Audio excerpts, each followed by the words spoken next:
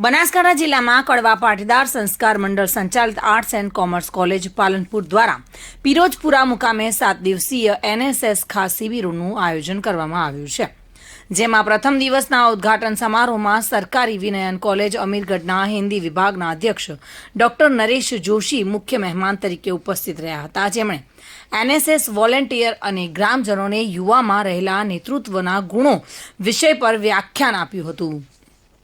NSS program officer Hargovan Desai द्वारा NSS 7 दिवसीय शिबिરના કાર્યક્રમની રૂપરેખા અને એનએસએસના કાર્યો અંગે વિગતવાર માહિતી આપી હતી।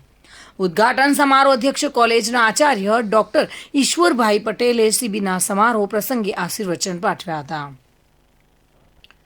પિરોજપુરા પ્રાથમિક શાળાના આચાર્ય રાજેશભાઈ પ્રજાપતિએ શાળાના પરિવાર અને ગ્રામજનો વતી એનએસએસ વોલેન્ટિયરનું શાબ્દિક સ્વાગત કર્યું હતું અને આ ઉદ્ઘાટન સમારોહમાં પિરોજપુરા દૂધ ઉત્પાદન મંડળીના મંત્રી નરેશભાઈ માળી, દિનેશભાઈ ભગત, સુરેશભાઈ પ્રજાપતિ, નીલકેશભાઈ ભગત, વિનોદભાઈ ભગત વગેરે ઉપસ્થિત રહી એનએસએસ શિબિરાર્થીઓને આવકાર્યા હતા। જોકે સમગ્ર કાર્યક્રમનું સંચાલન એનએસએસ વોલેન્ટિયર સ્નેહા બાઈવાડિયાએ કર્યું હતું। ઉદ્ઘાટન સમારોહ બાદ પ્રોગ્રામ ઓફિસર હરગોવનભાઈ દેસાઈના માર્ગદર્શન હેઠળ એનએસએસ વોલેન્ટિયર દ્વારા પિરોજપુરા ગામના જાહેર સ્થળો, શાળા, આરોગ્ય કેન્દ્ર, આંગણવાડી કેન્દ્ર, શિવ મંદિર, દૂધ ઉત્પાદક મંડળી, બસ સ્ટેશન, જાહેર રસ્તાઓ અને શેરીઓમાં સ્વચ્છતા અભિયાન કરવામાં આવ્યું હતું, જેમાં પ્લાસ્ટિક કચરાને એકત્ર કરીને નષ્ટ કરવામાં આવ્યો હતો। ગામમાં કાયમ સ્વચ્છતા જળવાઈ રહે તે માટેની લોકજાગૃતિ અપીલ એનએસએસ વોલેન્ટિયર દ્વારા કરવામાં આવી હતી।